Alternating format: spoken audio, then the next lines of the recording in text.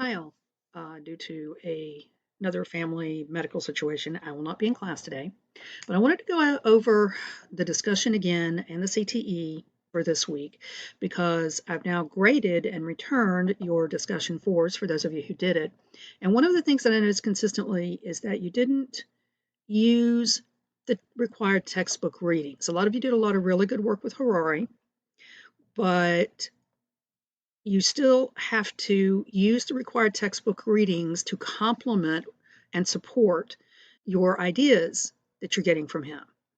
The required textbook readings for last week and also for this week are basically on the Americas and Africa, particularly in this ancient period, transitioning us into the classical period as well, which we actually officially start next week.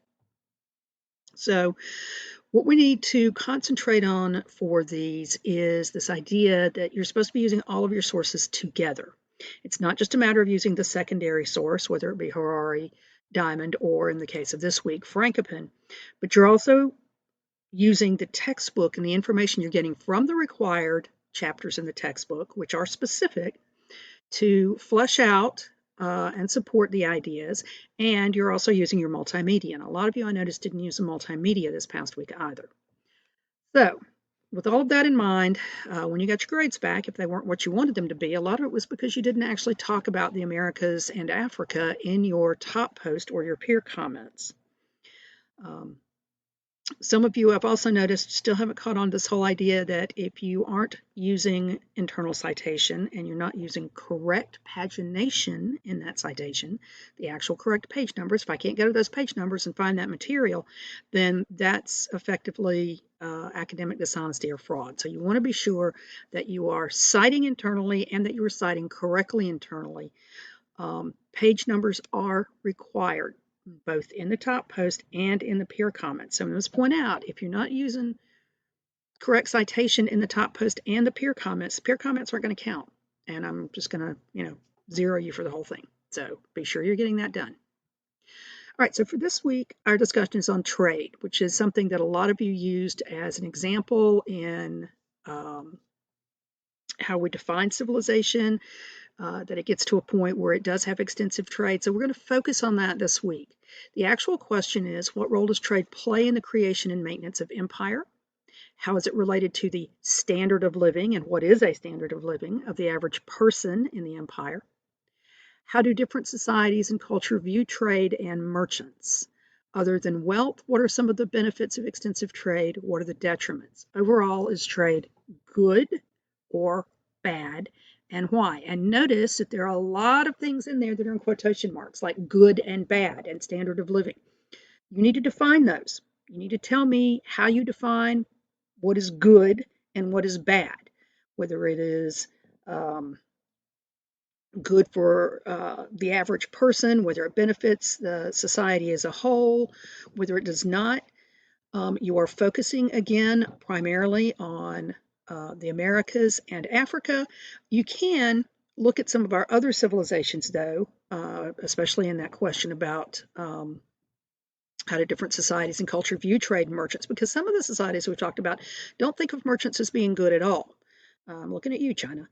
All right. So the actual way you're going to do this, though, is instead of writing the top post yourself, I went to a couple of different AI sites and typed in the response and qualified it with different things. You're going to read these two AI responses, and you're going to pick the one that you think is best, as in easiest to work with, because it's going to be your foundation. But you are going to have to figure out what it says that is wrong. You're going to have to support the ideas in it with actual examples from your textbook, from Frankopan, and from your multimedia. You're going to have to cite, because one of the great things about AI is that it doesn't cite. So that means that you have to go in and actually do the citation for you, which is why it is so very important you get these page numbers right. And you're going to expand on what it says, supporting it again with the information that you have that it doesn't include, but you're also going to have that paragraph towards the end where you're going to discuss the perspectives of your different sources, because this is getting to be required in all of them. Now, again, notice what your required sources are. Depending on which textbook you're using, you are going to be reading those chapters. And again, they are principally about the Africas and Americas. If you're using Strayer and Nelson, chapter 6 is literally commonalities and variations, Africa, the Americas, and the Pacific Oceania. If you are using Cordas et al., it's the Africas and America again. So yeah, and Frankopan, of course, is right here. So this is what you are working on if you're doing the discussion this week. If you are doing the CTE this week, these are the instructions for it, and it also requires Frankopan's Chapter 1. So either way, this works out well. This is one of those weeks where, because these are the only two things you have, you could actually do both of them because they're both centered on the same thing, and that is the Chapter 1 from Frankopan. So having read Chapter 1, which I encourage you to start with regardless, your first question of the 5 is, what is Frankopan's thesis in this chapter, as in what is he intending to prove? You must quote it and give the proper internal citation for it with the page number. Again, pagination, I'm just going to zero anything now that doesn't have page numbers on it, on the assumption that you're just trotting off to AI and getting the information from there.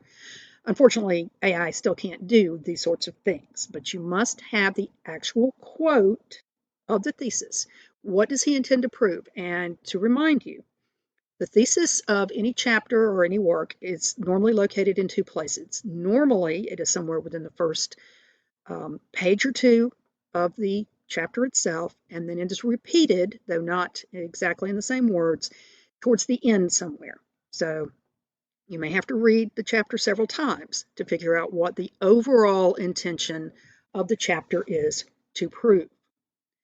Then question 2, what sorts of primary sources does he use in this chapter to support his ideas? Please give specific examples and proper internal citation. And again, page numbers are required. So if he uses Herodotus on page 10, then you're going to say he uses examples from Herodotus on page 10, Frankopan 2015, page 10. You want to give at least 3 because they are somewhere around 15 throughout the entire chapter. The more you give, the more points you're going to get because that's going to make it a stronger analysis. The third question, what are sources of evidence that he uses that are not primary sources? And you're going to see those scattered around as well, where he talks about different pieces of information, often broad things like other secondary sources. You're going to want to put those down again with the correct page number as well, Frankopan 2015, page whatever. Question 4, what is his explanation for the importance of trade in the ancient world? Why does he think